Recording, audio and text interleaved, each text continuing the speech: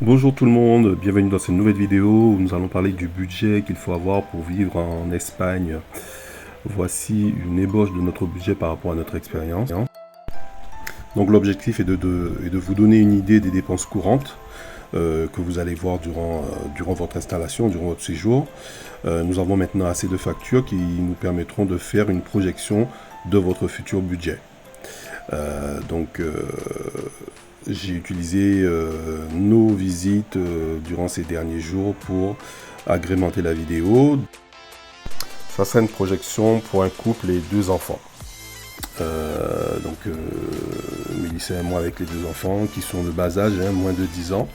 Ce sont bien sûr des dépenses basiques. Il n'y aura pas vraiment de superflu à part quelques loisirs, mais c'est vraiment pour vous donner une idée globale de ce qu'il faudra prévoir. Donc j'ai commencé par les courses. Nous, on fait à peu près 100 € de courses par mois. On a beaucoup plus de pouvoir d'achat. On va au Mercado et au marché local. Pour Internet, nous avons l'opérateur Exom qui est ancien télécable avec la fibre. Ça monte jusqu'à 600 mégabits et nous sommes aux alentours de 25 € par mois. Pour l'électricité, nous sommes chez Iberdrola. Nous avons un abonnement avec une puissance de 9 kVA et nous sommes à peu près à 15 centimes de kilowatt, sachant qu'en moyenne, on est plus aux alentours de 20-25 centimes de kilowatt. On devrait payer aux alentours de 150 € par mois, mais comme nous avons des panneaux solaires, nous sommes aux alentours de 100-115, sachant que nous avons une piscine, donc la pompe à 1200 watts, vous imaginez que c'est pas mal. Donc notre fournisseur d'eau, alors c'est pas de l'eau potable, c'est le fournisseur d'eau, c'est Aguado qui passe, ils disent que c'est de l'eau potable, mais pour moi, personne ne boit cette eau-là, donc nous sommes obligés d'acheter de l'eau. Donc en fait c'est un forfait de 37 mètres cubes à peu près par mois qui revient à 18,50 €. Nous avons aussi un deuxième compteur qui est de l'eau agricole qu'on doit recharger, donc pour 100 €, on a à peu près pour 18 mois d'eau. Après, si vous avez des plaques de gaz pour cuisiner, donc la bouteille Repsol de 12 kg est à 20 € et ça dure entre 8 à 10 mois, ce qui est beaucoup plus économique que si vous prenez une plaque à induction au vitraux. En ce qui concerne l'assurance voiture, donc nous avons un modèle diesel 7 places qui est donc pour 4 personnes, qui est assez performant, qui ne consomme pas énormément. Donc au niveau de l'assurance, nous avons un devis à 36 € par mois en tout risque et une franchise de 200 €. Sinon, en tiers payant, tiers complet, eux ils disent tiers complet ici, nous sommes à 25 € par mois. Voilà, donc c'est facilement 30 à 40% moins cher que mon assurance que j'ai ici en France métropolitaine, que j'avais en France métropolitaine.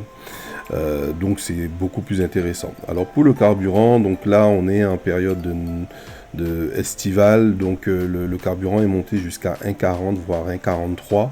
Sinon nous on l'a connu à 1,30 et donc vous voyez que le plein ça vous fait à peu près 77 €. Donc si vous voulez acquérir une maison un peu comme la nôtre, donc c'est-à-dire 5 pièces, 2 salles de bain, piscine, jardin et être à moins de 30 minutes de la plage, ce que je vous ai fait une petite recherche, donc vous pouvez utiliser le lien qui est affiché à l'écran, qui est recherche bien proche à Alicante, ou sinon vous prenez votre téléphone et vous faites vous cliquez sur vous flashez le QR code, pardon, et ça va vous amener directement sur la page qui va vous permettre de modifier les critères de choix. Mais ce qu'il faut savoir, c'est que ce type de bien aujourd'hui, puisque les prix ont quand même augmenté, vous êtes facilement entre 225 à 300 000 € si vous voulez un bien similaire.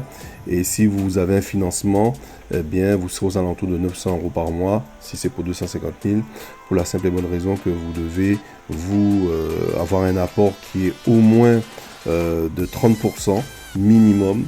Des fois ils demandent jusqu'à 35%. Il y a autre chose aussi, c'est que des fois les banques ils vont vouloir financer la valeur du bien par rapport à la valeur du bien et non par rapport au prix que vous l'avez acheté. Donc il faut être vigilant par rapport à ça.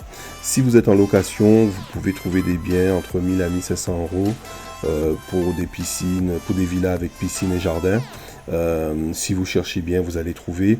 Alors des fois, vous avez des petits coquins qui vous demandent carrément un an de loyer, donc soyez vigilants.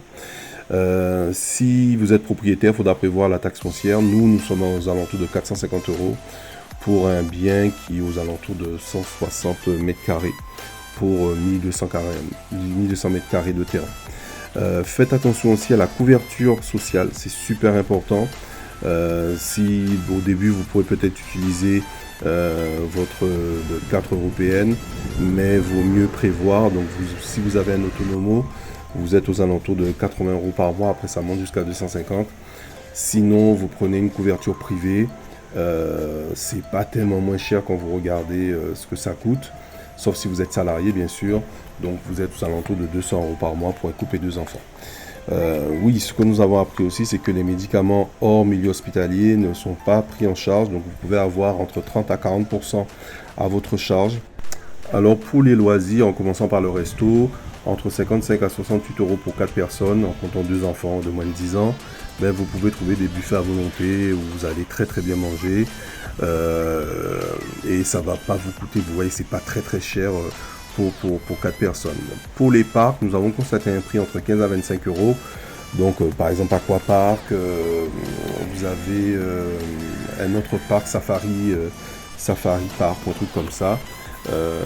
Donc vous avez vraiment des loisirs qui sont pas trop onéreux pour vous permettre de passer un bon été.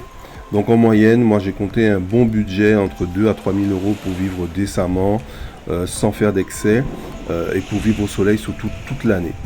Donc j'espère que cette vidéo vous a plu, j'espère que ça va vous donner des pistes de réflexion, que vous allez pouvoir l'ajuster en fonction de votre situation personnelle. Je vous dis à très très bientôt, et si vous avez besoin de renseignements complémentaires, n'hésitez pas à laisser un commentaire, à partager, et moi je vous permettrai de me contacter en privé. Ciao, bye bye.